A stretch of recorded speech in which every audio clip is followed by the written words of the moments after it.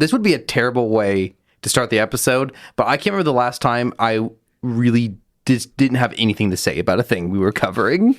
Like, I normally either didn't like the thing or I like the thing, so I'm excited to talk about it either direction, but this is so in the middle.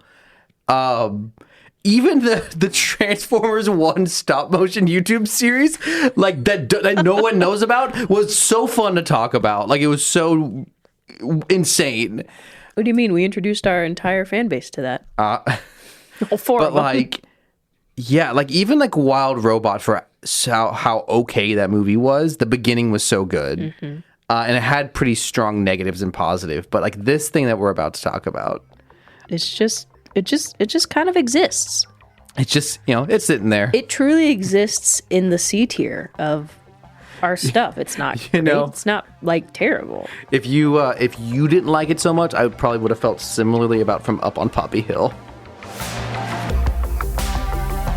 Star Wars, Transformers, Godzilla, animation, whatever else.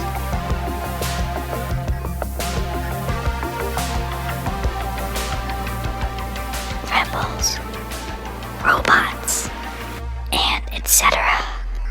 The glare, the people normally say that the slow narrowing of the eyes. Her eyes narrowed so quickly. Anyways, it's Starformers night. Welcome to Rebels and Robots and etc. Episode 89. I'm Cameron, I'm Rachel. and this is our bi-weekly chat about Star Wars and Transformers. whatever else we want to talk about today. We've really built it up. People are so eager to want to know what we're doing. This is a Godzilla comic. It's probably the longest title of anything we've ever covered. Lego Star Wars, Rebuild the Galaxy, Pieces of the Past. The official poster has no colons or hyphens or dashes. IMDb has a colon between Lego Star Wars and Rebuild the Galaxy. So that means that there's probably a hyphen after Rebuild the Galaxy. This is the exact same thing the Mission Impossible series falls into, because all of their movies already have a colon in it, because it's Mission Impossible, so all their subtitles are hyphens. Anyways, that's off topic. But what is on topic is news, woos, and booze. I don't have any news. I don't have any news. I was so relying on this segment to carry this episode, because there's really not a lot to talk about. I haven't been on Twitter in a hot second. That's called self-care. Listeners, even though we've had 2 weeks to prepare, we have no collective news. Let's see if there's anything. Man, I also... Apparently, Ahsoka Season 2 has wrapped filming. Hey, that's big. I had not heard. I was thinking about that the other day. This is Ezra. They did like a little... Oh, they recreated it with the live-action actor? Or who is that? Yeah, that's Amon Eswan. Nice. It's just like sad Ezra from the first episode. At some point, Rebels. the image should switch. I don't know why this is 12. When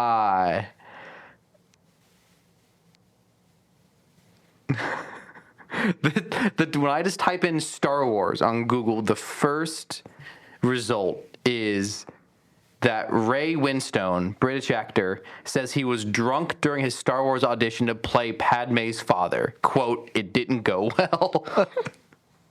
That's great, because that character didn't even end up in the movie. They shot scenes with him in Attack of the Clones, but he got cut. So imagine if he had, like, it's almost like, oh, I'm glad that was fine. Also, I don't think, like, there are lots of other directors that if you don't do well in front of them, it's like, oh crap, I can never work with him again. It's okay. George Lucas never made any other movies, so Doesn't remember it. I just don't remember it. George Lucas was probably also drunk. So In 1 week, the deluxe edition of the Revenge of the Sith novelization is coming out. Honestly, what a solid book. It looks pretty sick. okay, yeah, looks good. That's a good cover. Oh, this is... I'm not going to lie. I don't love the special edition. So, sometimes special edition books have like foil. My mom's going to definitely going to text me if I get this word wrong. Like foiling on the paper edges. usually special editions. This seems to be metallic red, but it just says, "This is how it feels to be Anakin Skywalker, period, forever, ellipses." Oh, I see. I'm guessing it's a lot.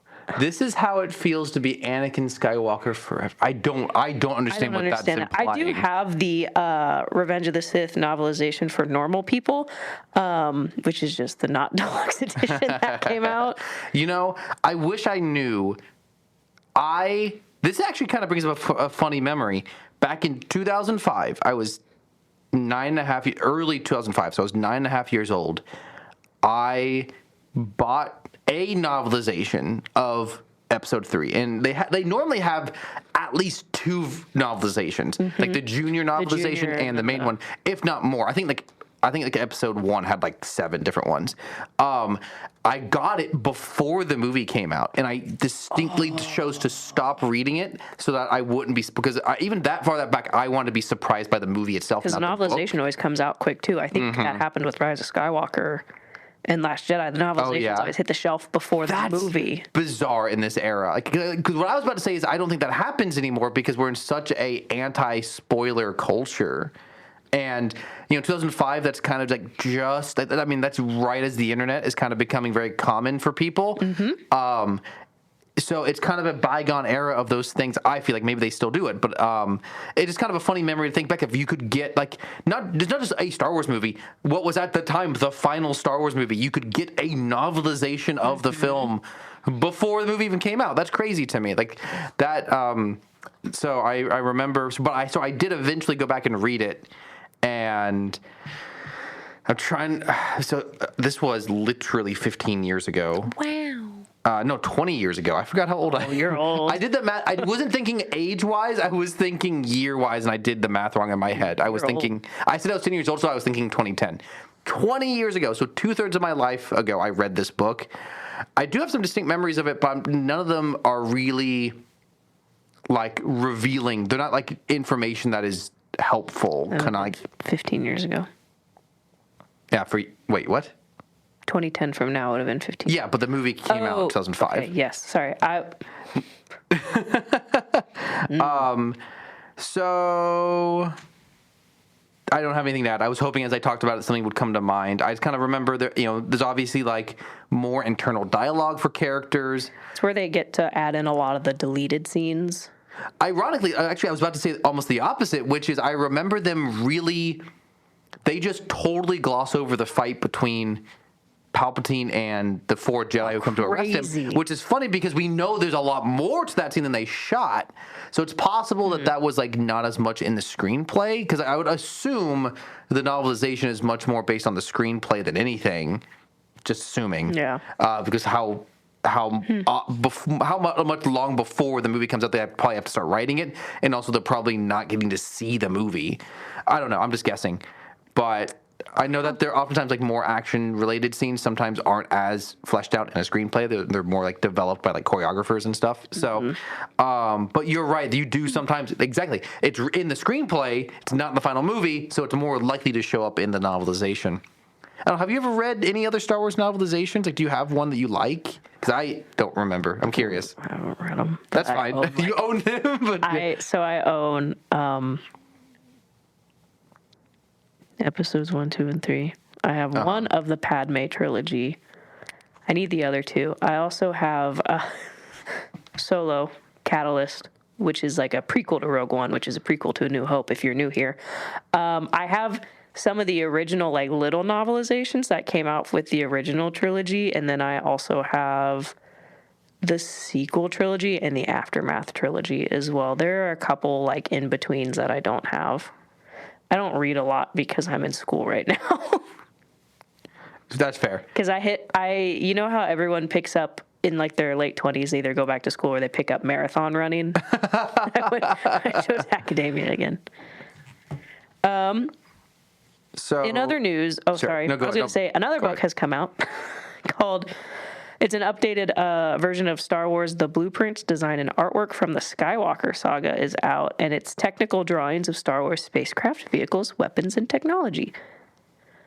So if you're into architecture and stuff, You can look at some pretty cool top-down ship designs. I'm looking at, this says it's a mixed reality playset. I don't know what that is. It seems as though it is okay, so what it seems to be is it's a VR quote-unquote game that does have game elements, but also is like it will interact with your real life environment, and you can you have quote unquote toys that you place around your physical room that you're in. And so I would assume you play the game and you earn toys, and then you get to place them in your real life space. I've seen wearing something the VR like headset. this with Mario Kart. I see. Build your own little See how track. they're placing the that's kind of cool. The main reason this is called Star Wars Beyond Victory, so it looks like it's like a pod racing game, and the main reason I clicked on it though is not showing up in the actual video, but the thumbnail, if you can see, is a very odd looking hut with pecs. Is that Rada? Well, I don't know. He looks like he's... See, the funny thing about Rada, we talked about this last week. We didn't really go into too strong a detail. Rada the Hutt, Jabba's son, is buff, and he's almost more like Centaur-like. Centaur is a horse man. Centaur, thank you. They stand so straight. The human part is perfectly vertical. Because the spine goes... I never thought about that. I never thought about the fact that their spine continues into the horse part. That's hilarious. That's kind of what Rada looks like. He's very vertical. He's very muscular. He has a very chiseled chest. Posture go crazy. And so this hut doesn't look as much in the chest like that. It looks like his chest is a bit above his stomach, but he is more vertical in his body than Jabba the Hutt. So I'm not sure what's going on there. Star Wars Hunters is officially dead. Oh shoot! I forgot about that. I meant to play it before it died, and I totally forgot. There he is. It's a very, very... It's so funny this is the thumbnail because it's a very brief moment. It's actually hard. It's so fast it's hard to pause on. There he is. I don't like him. Oh, no, I don't like him. He seems just off screen. It looks like he may have some sort of mechanical, cybernetics that allows him to maybe travel around. It seems as though maybe he's has either legs or hover thing, a hover platform built into his lower body. He's gross. He's cool. I'd be interested to give this a try. It's probably bad, but it could be cool. I've never owned a VR headset, so it's a technology that continues to intrigue me. I think I would get really tired of it pretty quickly if I did own one, but just the ability to interact with things in that way is so cool. And the one time I got to briefly play a Star Wars thing was pretty disappointing because it was on rails. You couldn't move around at all. And it didn't really emulate any sort of special... Because if you've never played it, the Super Hot VR game is incredible.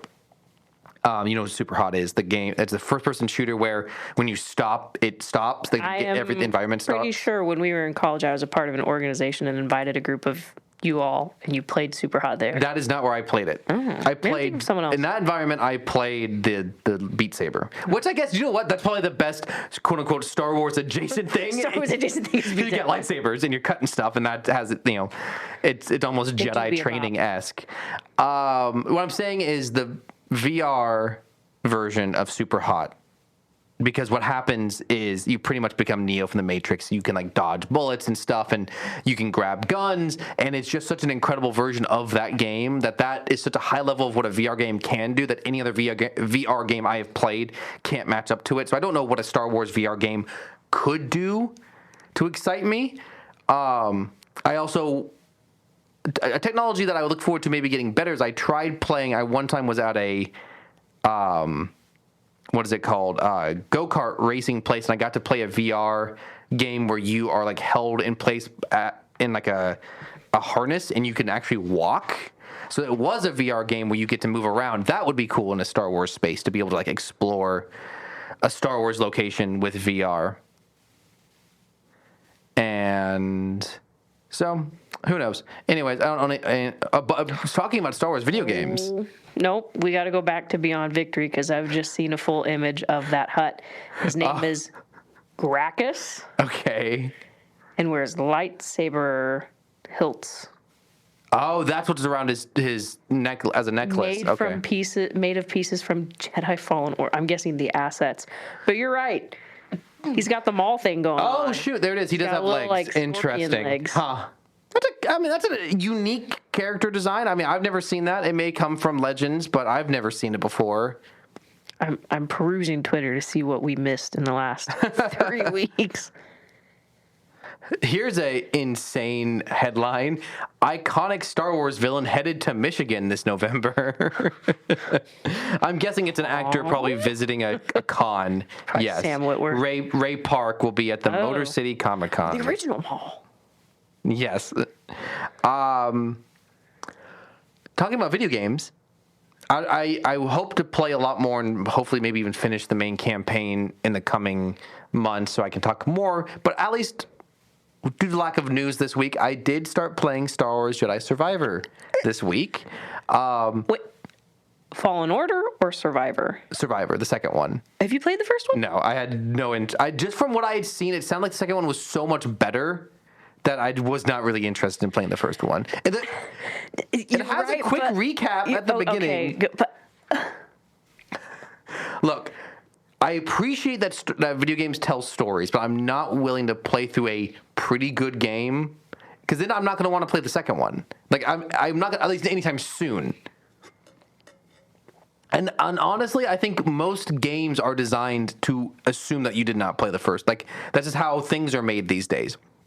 I got it. losers. I don't really feel like I need to. Did you buy the game? I've got Xbox PC Pass, so I I can was play gonna it for say, free on your Xbox. on my PC, my Okay, laptop. I have an EA login if you need it because I bought it Oh, okay, cool. because it came out in 2023, the month before you got married. Because it came out. Oh no, it came out in March, and I had dedicated a lot of time to that game because because Legends of Zelda: Tears of the Kingdom was coming out the week after you got married. I see. I can't believe it's already been 2.5 years since that game came out. That's crazy. I'm very interested to hear your thoughts because Jedi Survivor did have a lot of, I think, quality of life updates just in see. the controls, but first one's still good to play. Yeah, my main initial reaction is I did not know you could just click one button and change between lightsaber stances, which to anyone who doesn't know means you actually change what kind of lightsaber you're using between a single one, a double-sided. I assume you eventually get like two-handed. So it starts you off with a single blade or a double-sided one. It's very cool to be able to just switch to double-sided out of nowhere. The most important Obviously. question, have you kept the dismemberment option on or did you turn it off? I did not turn anything off. I do love that you can just pull guys towards you and slash them. It's a lot of fun. I have it on the second lowest difficulty So valid. because mainly I just want to be able to actually kill people with a lightsaber. No, that's so true. Like it's less of a difficulty thing and more of a I want this to feel more canonical thing. That's what I do because I think I don't know if I did easy, but I think I either did normal or the narrative option because Yeah. I'm not very good at like skill-based combat when you have to I do- remember you've said that a lot, and I was like, wait, this is mostly a combat game. I wonder how I didn't think to ask you that at the time, so that my makes love sense. for the narrative of Star Wars and Cal Kestis surpasses my dislike of skill-based combat. The environment is quite fun. I'm still on the first level, which is on Coruscant, but it's done some fun stuff with, like, you're in a lower level of Coruscant, and so kind of how it's a kind of a dingier part of Coruscant that you don't get to see in like the movies. You're always seeing like the Jedi Temple and the Senate building, but like a structure that really stood out to me is someone had like made their home or their shop out of like a TIE fighter cockpit. That's a cool detail of like people are scavenging things that have fallen into this part of the city to make their buildings. So it's a cool detail. So excited to hear your thoughts about it. Yeah. So I'm trying to think if there's anything else. thus I far. cried twice during that game. Okay. I think. At least twice. So far, I'm not sure how I feel about Monahan's performance as Kestis. It's a bit hammy at the start. Okay, Cammy. So I'm not making a final judgment, obviously, because there's a lot more game left. But thus far, it's definitely very cool how much they have captured what this actor looks like. Yeah, it looks like Cameron Monaghan. Yeah, exactly. But I am curious to see maybe how they flesh the character out more. Right now, he just feels cocky. That seems to be the only character trait he has right now. And obviously, that's not a particularly compelling main character. So that's where I'm at. He did have a bit of growth from the first game I see. when he was a little boy. Yeah, super excited to see what you think. There is like post-narrative game content, so I'm kind of interested to hear just what you think of the narrative in general, because that means we should have a video game episode. Yeah, totally. Talk about Survivor. That sounds good to me. So that's probably the biggest thing we have to talk about this week before we get to our main topic. So that means you should play the game, so we can talk about it sooner. Yeah, no, it's not at this point now that I've started it and I have access to it, it's not a lack of desire now, it's just time. Just finding the time to play it. Just be glad that you have fast travel. That is something that's new. Mm-hmm. I did not 100% that game. Oh, I can't imagine. I will talk about a very fun moment that I foresaw coming, but still got jump scared by. So there's a moment where it has you walk between two very how do I phrase this? It has you walk into a very tight space, kind of like a crack, and the camera very much pulls in very tight to your character. And I'm like, well, they're definitely doing this to jump scare me at some point. And then I immediately forgot about it. So the next time I was going through, the second crack you go through, a freaking K2 droid grabs you, and it got me. It really got me. And so good. Whoever they got to do the K2 droid, because I initially thought, is that Alan Tudyk? And then as it went on, I was like, it's not Alan Tudyk, but I think it's a good idea actually to make the other K2 droids not be Alan Tudyk, but sound like him. So it's a cool detail. And it's also white, this Imperial droid. I'm very excited for this. And it's just good environments. I always love getting to go into spaceships. So on that first level, you go into the Imperial, not cruiser, but yacht. Yacht. It's just cool to go inside of a ship for a few minutes. Good environment. As soon as a character mentions they have a kid, they're dead. It did not take very long for that character to die. Which one? One of the women on the team, I think it was. It's been a hot. Oh, yeah. I like the two dog guys. I don't know the name of that species. They've shown up in movies before. They look kind of like dogs. A lot of the pirates are this species in the Mandalorian, and there's two of them. And you initially, it's so obvious, but the game is making you think that the crew that has quote unquote captured him are all evil, and then later you meet up with him again, and it turns out they were all in on it. And they're so excited to see Cal Kestis when he shows up, like they're dogs. I like that detail. Dogs. So good start overall. I've had fun with it. It actually kind of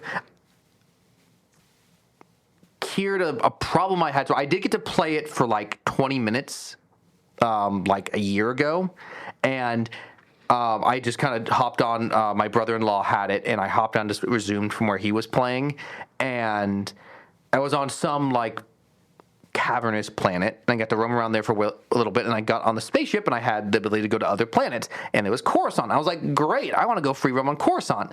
I go back to Coruscant, and it's what? This is not free roam. It's very linear. It's mostly traversing. Now that I've played the game from the start, I realized, this is the first level. It's the first level. That's why it's not open world, because it's not an open world. So I was that really kind of soured me on like the idea of this. This is what this game thinks is open world, but it's not. No, I now know that I was wrong. Trust me, it's actually almost overwhelming once you Yeah. get to the open world portion. Okay, anything else you wanted to chat about? No. Okay, so Lego Star Wars Rebuild the Galaxy Pieces of the Past. If you don't remember, a year ago we covered the first of this first season of this 4-part miniseries, and it's a Lego Star Wars series. It starts off in the quote-unquote normal Lego Star Wars universe, and then a character accidentally dislodges this like cornerstone brick. There's a name for it, but I don't remember what it was. Puts it back, but in doing so has made the entire galaxy be quote-unquote rebuilt, and now everything is topsy-turvy. Mostly it's heroes are villains and villains are heroes, but you also have a lot of spaceships that are like combinations of spaceships, like X-Wing combined with TIE Fighter and stuff like that. Not to be confused with the New Heaven and New Earth that will eventually come. Completely different. And so it's a fun concept for a Lego thing, because obviously you can Lego. at least with the ships, you can combine pieces and build your own thing. But also, one of the best jokes in it is that the clone troopers are in that new universe are now all clones of Admiral Akbar, and they're all clone bodies with Admiral Akbar heads, which is obviously one of the most fun things to do with Legos is just swap out body parts. And I think, honestly, one of the coolest things about that first season is at the end, they didn't reset things. It remained in that new alternate universe. And that's where this new season picks up. It's really just kind of more of the same. To put it very, very simply, our main character, whose name is, I don't have the character names, Sig, is turned out to be force sensitive, and he's being trained by Jedi Bob, which, if you don't know, is a throwback reference to like a fan name for a very generic Jedi from Lego sets. And he himself was from he did the same thing. He's from a different universe from before the default Star Wars universe, and he's the only one who survived. And it's kind of implied through visuals that like his universe was like very basic stop motion, like 90s stop motion Lego Star Wars stuff. So he's like yellow, while everyone else has skin tone colors. He's still a yellow. He's like a classic Lego. And that is also what another important thing to say is this whole thing is animated as if it's very much the same style as the Lego movie. Almost, it looks like it's stop motion, but very high quality. Anyways, Jedi Bob, his master turned evil, and he sent him to what is equivalent of the Phantom Zone. And he escapes from there and sends our heroes into there. And this is a place where people from all sorts of different galaxies have ended up. And what that is emblematic of is you have different galaxies of different Lego styles. You have to remind me of, there's an Ahsoka is the primary one. Blockheads. Who's a blockheads, who's pretty much like if you built a character out of Legos, but with very few pieces. So she is like a block and barely has arms. 75% head and 25% body. And every time she enters a conversation, it makes me laugh because she's so big, but also lacks any sort of emotion. Articulation. So she's just, I'm trying to think of a similar character from like the Lego movie. Kind of like Unikitty, but also Unikitty was very expressive. I don't just imagine. Kitty had a face. Yeah, almost like if you ever saw Interstellar, Tars, who was a robot who was literally just a block, almost more like him.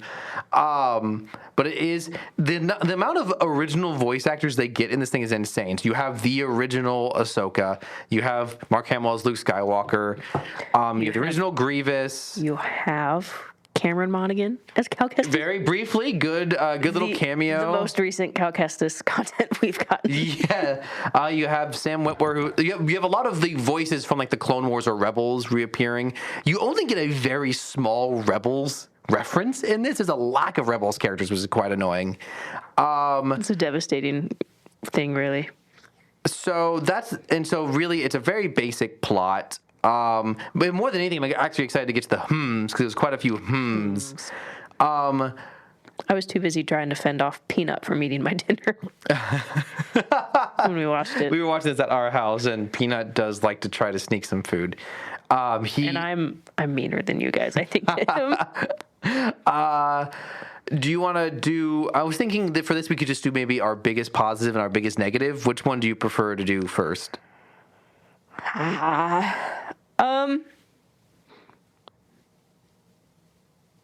We do positives.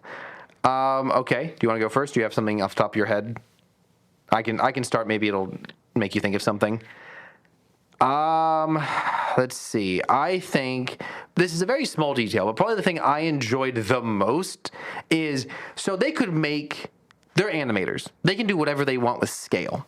So they could very easily have all of the ships at all time be the full scale Lego version of it. But oftentimes when they cut to a wide shot, it's actually a miniature version of the Lego ship, really maintaining that stop motion feel, but it also really helped keep a comedic feel to it.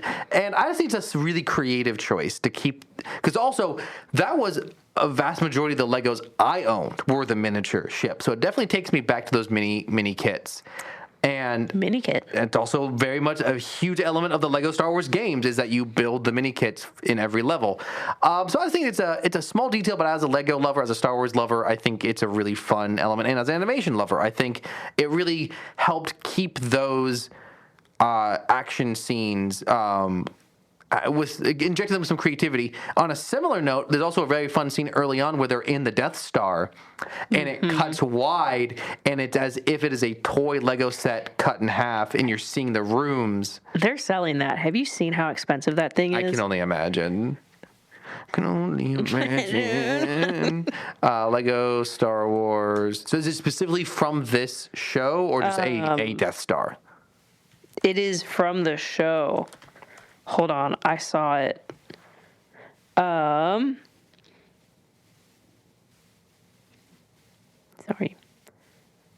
Yeah. So, So the first thing I'm finding is just a Lego Star Wars set on eBay. That's $1,169.75. yeah, this is the one that they kind of showcased. Yes. Okay. Yeah. So that's not specific. It's not like because they have sold Lego sets from this show, like specifically from Rebuild the Galaxy. But that is the normal Death Star. Not telling me the price, but it has. It looks like it's like 11. Oh, from Lego.com, it's $999.99. Craziness. $1,000. I saw someone on Facebook saved up their Lego rewards points and got it for free. Oh my god! And my favorite comment to that was, "Do you?" It just said, "Do you fly Lego Airlines?" Yeah, actually, this has caused me to Google, and it seems that this show is so clearly designed to sell Legos. Yes. Because there's so many ships. Oh, do you know what? It looks like there is one. Okay, I was about to say that it doesn't look like there is any new ones because from the first season, the big one was they made the Millennium Falcon from the show, which is a black Millennium Falcon. It came with various of the alternate characters. Jar Jar. Yes, but they did make in this show at some point they build a snow speeder with flames, so it's like a lava speeder or a fire speeder or something. So they did make that, which seems like one of the not less obvious ones, but there's so many cool combinations of Legos in this that it's a surprising choice. But it's not a terrible one. It's gonna look like it does from the show. It includes the main villain who has two lightsabers that are on a chain, which is which you could make. Anyone could make that. But comes with a little fire speeder and a blue. Actually, I do not know what these are called. These are like the stand-up speeders that the droids, the battle droids use. That is $55. Oh, Legos are expensive. Yes. That seems to be. I wonder if I can find. I want to see if there's anything else new from this line. There. Oh, this is an intro. Okay, so now we're going to do a quick Lego Star Wars corner just to see what is new. This is funny. Do you know why this one is a particularly funny one to make? So this is the Battle of Fallujah. Felucia, yes, from the Clone Wars. It's not Shakti. What is her name? The Twi'lek Jedi. Her name is... Sorry, there's a gnat on my water bottle. Anyways, this is very famous for in Order 66. She just gets shot so many times by her clone troopers. So to make a specific set of this scene is very funny to me. Let's see what else they got. They got the Death Star for $1,000. They've got an ATST for $200. They got a lot of like Christmas stuff. Christmas. You know, if I was even in the realm of considering dropping $1,000 on a Lego, I'd much rather spend $650 on the Republic attack cruiser. My favorite thing is when I see videos of people's wedding registries, and it's all household items, you know, for the couple needing to start their new lives together, living under the same roof. And someone puts the Venator on it, and it gets bought. I'm not saying you can't have fun things, but it's funny when that's the first thing that gets bought versus like the hand towels. Yeah, that's hilarious. That's so good. So, yeah, it seems like that's the only... It's just so crazy that they would put all this time and money investing in this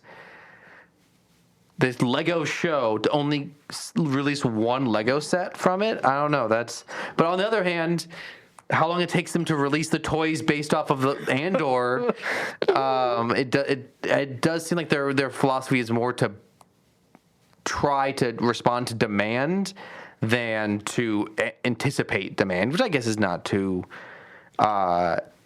unwise. Well, they have a lot more of these blockheads than I realized. They're pretty dumb looking, especially the more nondescript the characters. Like, obviously the Grievous one is pretty fun, but like the Padme one is like, who is that? Like, I only know it's Padme because of the clothes design, but like it doesn't look anything like a character. It doesn't help because they picked... Here, turn the screen toward me. It's her when she's pregnant in episode 3. And her hair is pulled back, but she just kind of looks like your average guy. Yeah, that's a really good point. That's what I thought. Like, Padme has so many distinct looks, and that's the one they chose. Like everyone else looks pretty. Like even like the Anakin one, they really managed to make look distinct. Also, having a lightsaber helps. I actually really like the little lightning bolts coming up Palpatine's hands. Yeah, see, they could. This is what the show should have been. This new season. What kind of looking at these 5 blockheads next to each other, this could have been a funny set piece. To only have one didn't really get to the humor of them. But like if you'd had a Palpatine who can barely move his arms but is shooting little lightning bolts out, that could have been really funny. I think they missed their chance to really jump on this subject. They didn't really have as many other forms of Legos as I would have liked. They pretty much just had her and really big Chewbacca, which resulted in him having a showdown with a really big K2SO, which was not... The only thing I really liked about that was you had a lot of background shots of the really big Chewbacca fighting people. Mm-hmm. Like he was like knocking over walkers and stuff, which was pretty fun. But I really thought that they were going to do more with the alternate forms of Legos, but they didn't really... They did use it as a way to get more cameos in there, which was fun with the Cal Kestis and an evil Obi-Wan. I'm trying to remember if there was any other memorable standout. The big one in there was the rabbit guy whose name I don't remember. It was a canonical character. He even Jax, I think. Jax. Yeah, he even makes the joke of I'm a real character or something like that. I'm trying to think. That's pretty much it. There's not a lot negative to say. Did you have a positive you wanted to throw out? Did you like the Landolorian? That was a little funny. Come on, baby. That was just, I don't know. Just refused to call him by his name. There was one bit I thought was really interesting when the ships kind of there was an action shot towards the end where one of the ships swung through space, and the camera moved, and they reflected the stretch of stars Oh, okay. with the camera nice. movement with the Yeah, little Lego pieces. yeah. And that little touches like that are really cool. Yeah, no, that's a really good note. I like that. Last little note that I enjoyed. So you have the B-wing, which is one of the lesser known Rebel ships. It's pretty much, it actually looks nothing like a B. I have not been able to find a good explanation online why it's called a B-wing. X-wing is obvious. Y-wing is pretty obvious. A-wing, yeah, it's the shape of a uppercase A if you look at it from above. B-wing, it's a T. I don't know why it's called a B-wing. Anyways, they made a BB wing, which is BB-8 as the cockpit of a B-wing. That was a pretty fun joke, I thought. Fun way to get BB-8. It's funny how just when you open this thing up to have any Star Wars character show up, it really did not occur to me how many characters had not shown up in the first season. Like BB-8. Yep. Like Obi-Wan. Like, oh... Yes, Ahsoka. Like, these characters are not in the Chewbacca. These characters are not even in the first season. These are pivotal characters. Didn't even realize it. So there's like so much fertile ground for just little jokes here and there that I enjoyed overall. But it's a pretty forgettable thing. Yeah, that's my negative. I'm trying to think. I think I really got to it already with how I would have fixed it. I think they didn't go far enough. Like, it's kind of repeating the same ideas from the first one. It doesn't really feel like they've contributed a lot of new ideas in this second season. Yeah. To me, it ended, and I think I just felt like, okay. It kind of felt like we started in the same position we were in. There was some growth with the evil brother. Yeah. I don't know. It just felt okay. It's like the stakes were high, but they didn't actually feel high. Yeah. This big villain. Okay. Yeah, I think that also represents, I think, a big misstep with this. I don't blame them for going this way, but they really leaned into their original characters. And I just don't find them compelling enough. Because I think where these things shine is in their creativity and their comedy.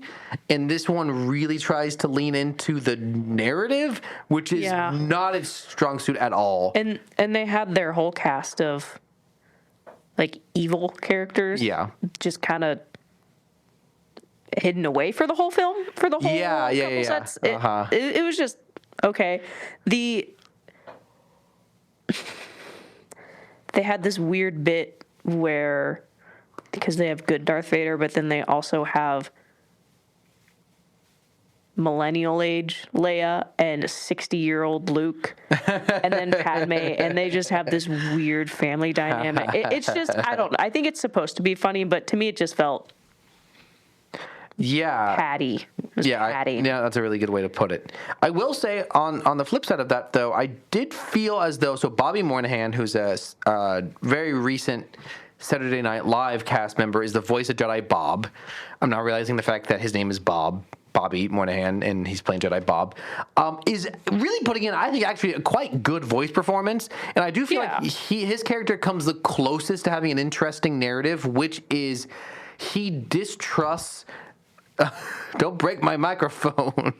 You can pay for anyone, it's fine. He distrusts the evil Sith brother so much that he refuses to give him any chance. And that is kind of an interesting narrative choice, because you get into this like chicken and the egg situation. Like, is he, if you never give him a chance to turn to the light side, obviously you're kind of making it so, in kind of a self-fulfilling prophecy. And so his distrust kind of, you start to see Dev is the evil brother.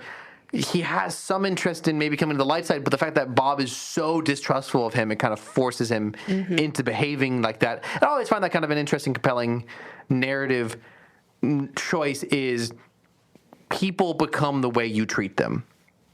I mean, it is it's almost a better version of Anakin, because I think that's kind of what they were getting at with the prequels is the Jedi Council distrusted him so much they kind of forced him into being Darth Vader, except for really ultimately, if you were to describe it accurately, they're just bullying him the Jedi Council is so mean to Anakin for no reason.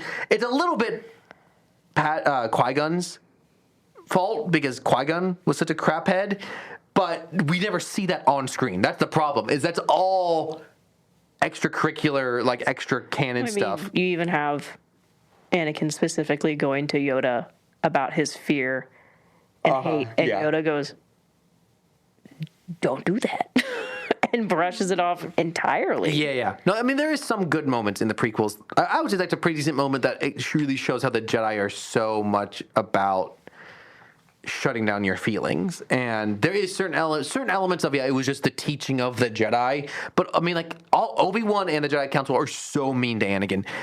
In this context, it makes more sense of Dev has already done evil things. And Bob has already seen two galaxies destroyed now. This is kind of what would have happened if they hadn't killed Kylo Ren and they had to figure out what to do with him after the third trilogy. Yeah, There's good in him. He needs to go to trial. he got to give me the Beat Boys out of there and say peace. Before getting a quick kiss from a woman who's kind of related to him. Anyways, so I will say there is a seed of good ideas in there, but it's also, if you start to think about it too hard, it is a very hard show to take seriously because it is Lego characters and it is so silly most of the time that I don't think, like, there are definitely you could say the same thing about Rebels, but I think the difference is Rebels is good. It is good, but also its characters are very compelling. I think there is a difference, but I also totally contradict myself. I think Lego Movie is an exceptional thing, but I think the difference is in that they are canonically toys. It's like Toy Story. Like, I think the moment that that show is that movie is so self-aware that it kind of relieves the audience of, okay, but also the voice performances are so strong. I'm also now realizing, I don't think we're wrong for this, but this is going to go way off track. But, this is a short episode anyways. Short, as I say, we're 50 minutes in. Most podcasts are like 30 minutes. We're not like most podcasts. We keep making fun of people for casting Chris Pratt. He's incredible at Lego Movie. That is an incredible voice performance. Mm-hmm. But the thing is, though, he is playing a very generic. That's the point of the character, is that he's super generic. Just a guy. And the meme now is they keep casting him as things that make no sense for him. That's more the problem. Is Garfield. Oh, cast him as the most Italian fictional character that ever existed, Mario. Yeah, that makes sense. Oh, cast him as a character that only makes sense if it's Bill Murray, Garfield. Yeah, these make no sense. But I think the mere casting of Chris Pratt himself as a voice actor is not an inherently bad thing, because he has done a phenomenal job before. It just goes back to the idea of, are you hiring someone for their talent because they fit the role, or are you hiring them because they're just going to bring in money? No, you're so right. And I mean, we kind of see it a little. So I was actually more impressed. I wasn't as disappointed with Chris Hemsworth in Transformers 1 as I thought I was going to be. Sure. Obviously, it's going to be really hard to fill Peter Cullen's shoes because he's been doing this for 40 years. Actually, 40 years. Yeah. But then you have Brian. Oh, shoot, what's his name? Brian Tyree Henry. Yeah, Brian Tyree Henry, who he has range, and all the stuff he's in, he matches. And I think that's the big difference. Like, I'll use Chris Pratt as an example. Unfortunately, Chris Pratt, who wasn't terrible for Mario from what I heard, it's fine. The entire movie is fine. When you hear him, it's Chris Pratt. You know that. But with Brian Tyree Henry, he's in Godzilla x Kong as the insane podcast guy, the conspiracy theorist. Totally different vibe when he's in Transformers 1 as Megatron, and because he's matching the film.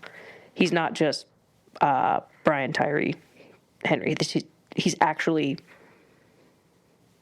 he's actually doing the character that needs to be done. Did you know, I totally agree with everything you're saying. Did you know that Chris Pratt was the voice of a character for 2 episodes of Ben 10 back in 2010 and 2011? I haven't watched Ben 10. I've never seen Ben 10 either. I've never seen it at all. That's just crazy to me. You've never watched Ben 10? No, never. I didn't That grow up really with cable. surprises me. Okay. Because this is 2 or 3 years. No. Who'd he voice? A character named Cooper. It seems like it was actually kind of a spin-off show or continuation. It's called Ben 10 Ultimate Alien. So it's not the original Ben 10 show. This version aired from 2010 to 2012. The 2 episodes that Chris Pratt was in was in 2010. Is that the one where they're older? It seems like he's more of a teenager in this version. Let me see, Cameron. Yes. Okay, that's like the second quote unquote season. Yeah. Where they're older. By like 3 years. It's bizarre that he only played in 2 episodes, but it's still like it's before he really got big, because he obviously explodes in 2014 because of Lego Movie and Guardians of the Galaxy, and then 2015 is just World. Community. Or Parks and Rec. No. Parks and Rec. I always get the shows mixed up. Don't kill me. I'm only insulted because I think Community's way better than Parks and Rec. I see. Well, I've never watched either. Anyways, I tried. This Ben 10 show actually has a pretty good voice cast. Yeah, it does. Got some good talent in there. Anyways, that's way off topic.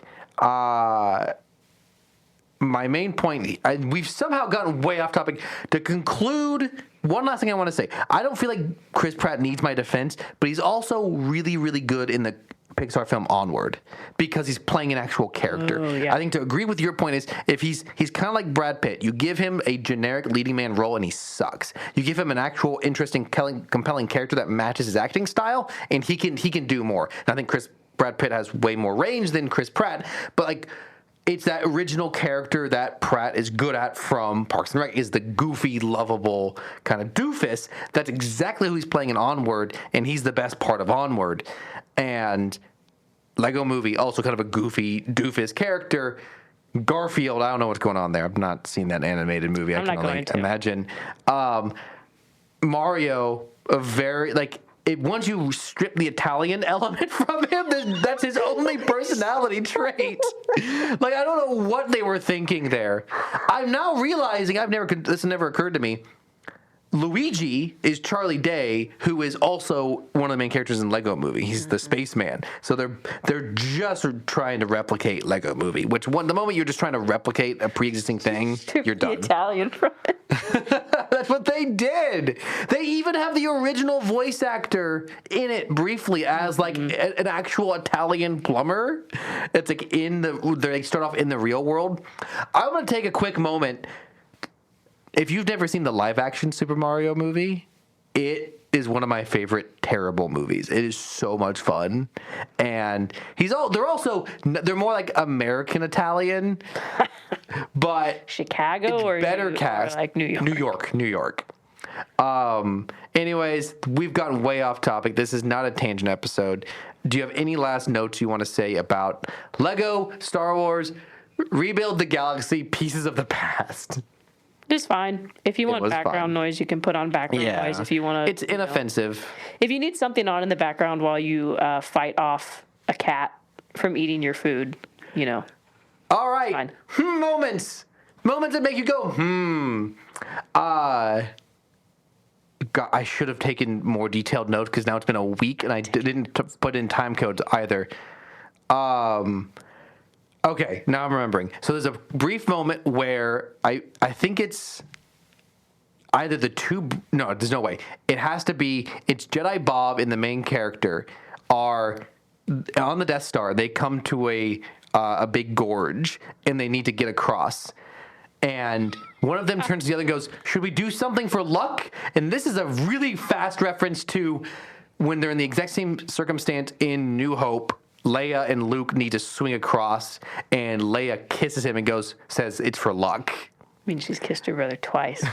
So he was implying should we kiss for luck is what he was saying. That was probably, if I had to guess, that was probably the original line that was written, and they made them rewrite it. Because should we do something for luck doesn't really make sense, doesn't. but should we kiss for luck is a way better joke. Disney might have been. We can't have an old man kissing a minor, I don't quite remember. which is a valid line to stand on. That's an okay thing to say no to. I don't quite remember what the context for this was, but I'm guessing they were fighting a big monster thing. And someone said, "Do we have to go for the mouth?" And someone said, "It's better than the alternative." Yeah. Great. This is not like an intentional or really even accidental moment. There's just something about the way this line was said. We both laughed, and I think we laughed at the same thing. And someone was talking about the villain and said he's omnipotent. And I think we both just heard the word impotent is all that we heard. I think that's what we heard. I think all we heard was impotent, and that made us laugh. I also don't remember the context of this, but someone said they must have come. Do you know what it probably was? When they escaped this phantom zone sort of thing and they came back in the real world, someone said, "Is that what it feels like to be born?" Oh, yeah. And is that where I kind of looked at you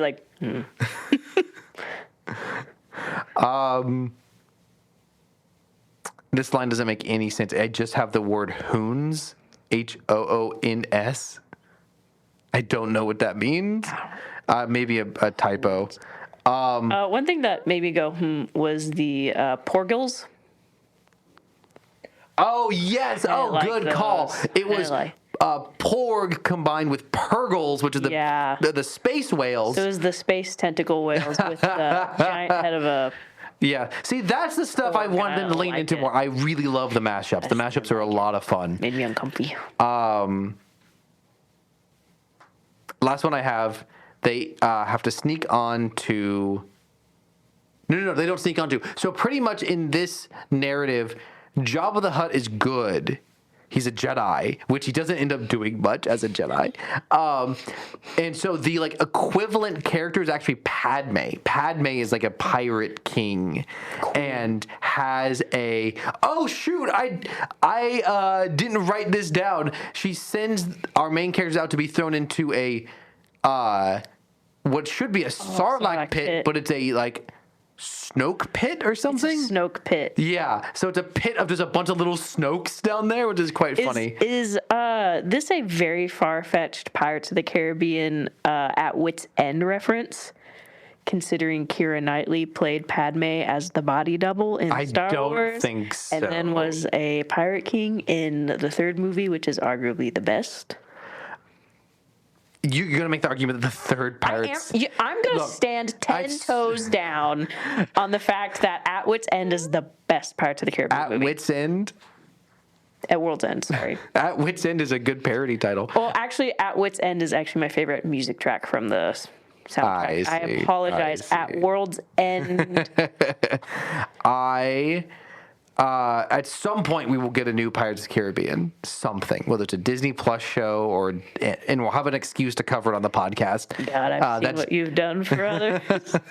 Can we talk about this on the podcast? If we really run out of stuff, we might just do it. I would say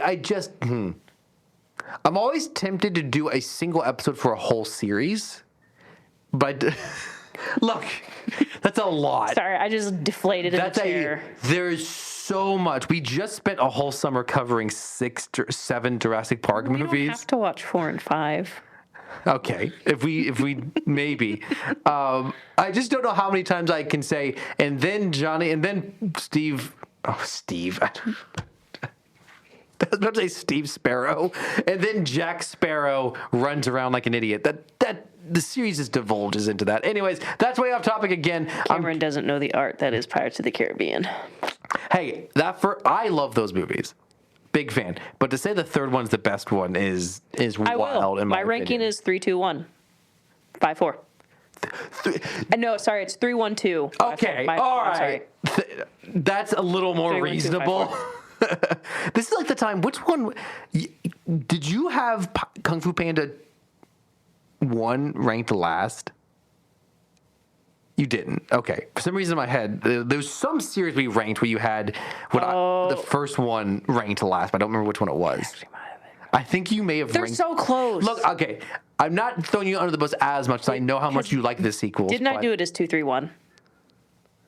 That's very possible. 2, 3, 1, 4. It's very But they were very close. That doesn't mean it's bad. I know you don't think it's bad, but it's like that first one is so perfect to me. It's so good, but I'm not saying it's bad just because I like I'm the not others saying better. you are. Can't remember. Not typing Pirates of the Caribbean. That's not what I want. I want to type in the Lego Star Wars. Yeah, I'm gonna gaslight Welcome you. to our insane I'm episode. going to gaslight you into agreeing to do Pirates of the Caribbean. Look, I don't really feel like I need this one to do super well because I don't feel like we need more of this narrative. I don't know what else they're gonna do. But I'd never wish poor luck on anyone. I think should be.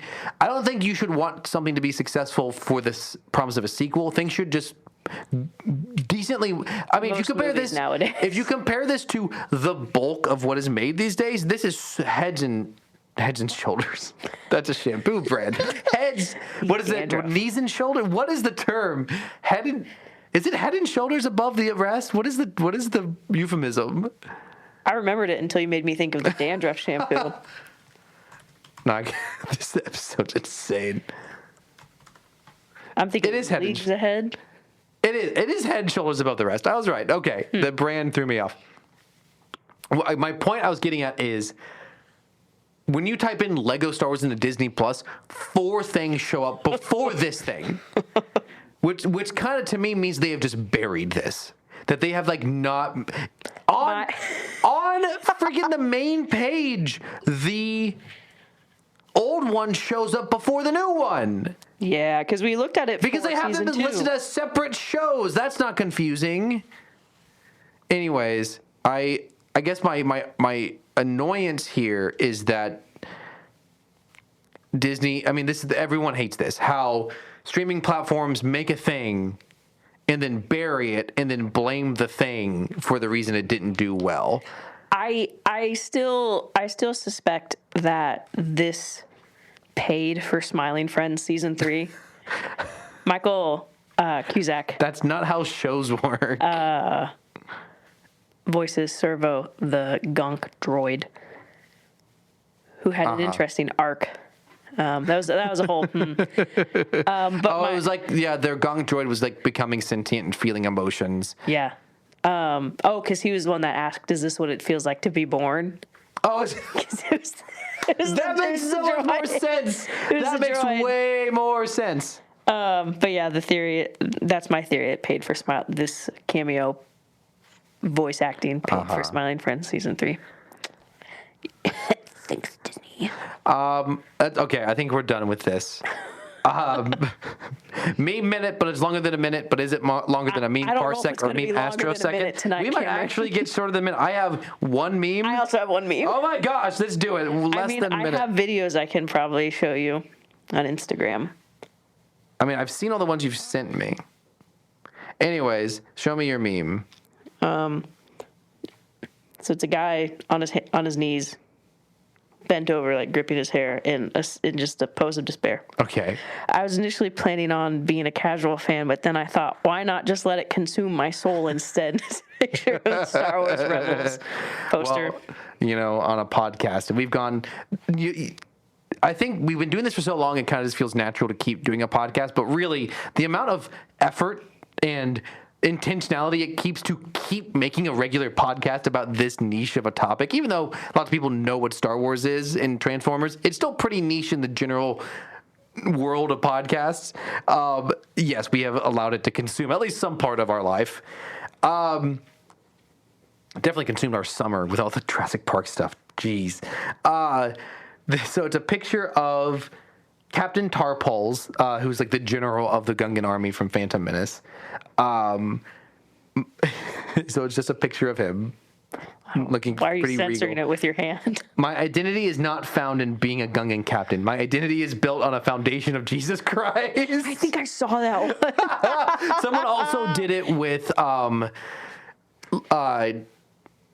Lando's co-pilot from Nienum. Anyways, I just like you see this like you'll see the exact same kind of post with like a football player or a politician. So to do it with this like somewhat obscure Star Wars character is pretty good. I sent you this video yesterday, but you didn't look at it on Instagram, and it's totally okay. But it says, this is not biblically accurate. Shocker. I need to put this out This there. meme. Caveat: this meme is not biblically accurate. Biblically accurate. Actually, it says God when dinosaurs are taking too long to create Transformers. oh, what a classic! And it's, absolute classic. This is it's just. It's like a video is CGI so- render of the meteorite taking out the dinosaurs. It's so good. Those are always hilarious, man. I love it. Big fan. I'm just kind of quickly looking to see if I have any other memes. I'm not seeing anything. Thank you, friends, for joining us today. For a meme minute, it was actually, I don't know, I didn't time it, but it was pretty darn short. You know what's crazy? So we're about to hit, about 100 episodes. and well, the thing is, with only 2 episodes a month, it will still a little ways off. Next episode will be 90, though, which is pretty crazy. Man, retirement age with this kind of economy. We can retire at 90. That's enough of a backlog. If you like this podcast, just re-listen to the old one. It'll have been 3 years. You'll probably hear things you didn't hear the first time around. Yeah, for sure. I make a lot of comments under my breath. Yeah, Rachel talks real fast. Anyways, we used to have full episodes this long. We're hitting 110 recording time right now. We had a little bit longer of an intro, so a little bit will be cut out. So probably 1:05. But we had early episodes that were like an hour 15, and we discussed like 2 episodes of Bad Batch. And what I'm saying is we used to have. I'm sorry. I'm not such a Bad Batch hater, but the first season is the best season. Like this feels like a short episode, but this used to be fairly average for us. It was a time. We should probably do the math on what our actual average is. Yeah. We're probably like at 2 hours and 15 minutes. That sounds like a Megan task if she still listens, which I don't think she does. But that's fair. I meant to check. See if we had any new reviews or anything. We have 6 reviews on Apple Podcasts. Caleb told me he recently. Caleb recently switched to using a different platform. He used to listen on Spotify, using a different platform now. Rate us. Don't forget to rate us on whatever platform you listen to, and any other platform, please.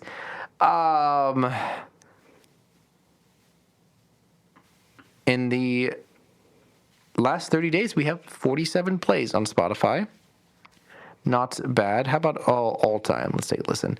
All time on Spotify, 573. Let's go. 117 total consumption hours. That's a lot, bro. That's a lot. Dies of consumption. Nice. Take that, Taylor Swift. Take that. Get pwned. Did you ever consider doing a music episode? We don't have a ton of crossover in our music interests, but we have some. Oh, I thought this was going to be like a soundtrack episode. Oh, well, we normally just kind of like do like when we talked about Ahsoka. Like if it's relevant, we just talk about it. We when can play we a game where I pull up my Star Wars playlist and I see if I can name the track. That's a good way to get copyright struck. Or the Kung Fu Panda one. I'm good at those ones. Oh, I wonder who this is. 37 downloads to this particular city in our state. I wonder who that is, Rachel. It's where Rachel's mom lives. It's where my parents live.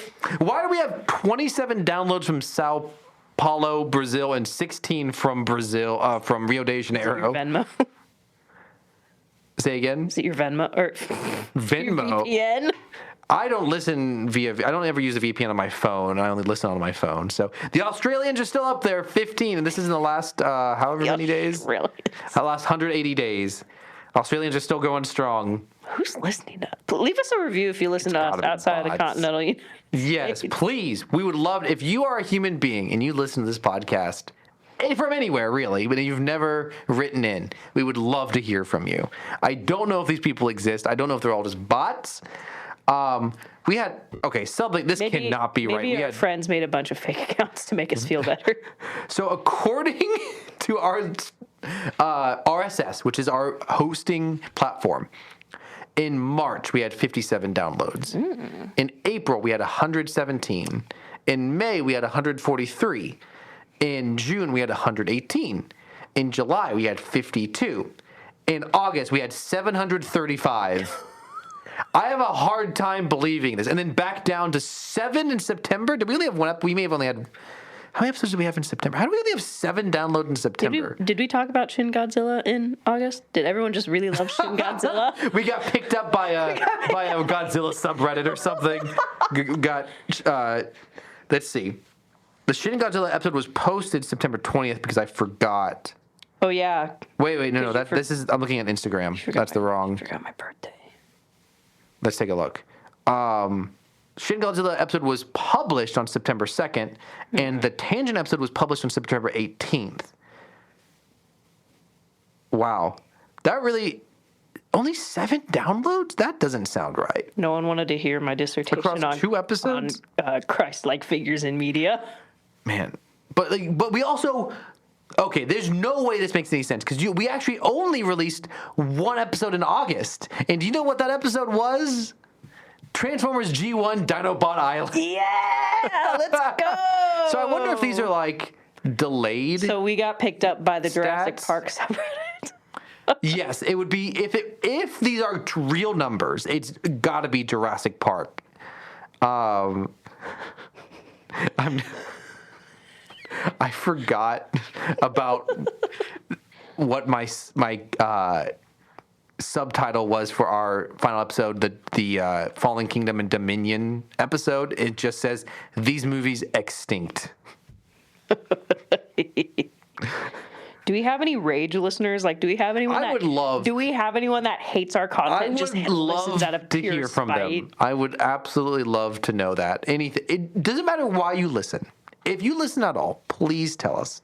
We're desperate for content and engagement. Please clap. Nice. I burped right as you said this. I laughed and burped at the same time.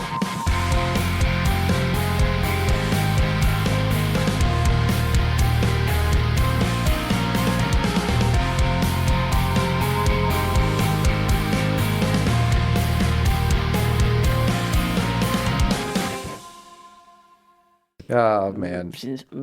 Okay, I think we're done. GG.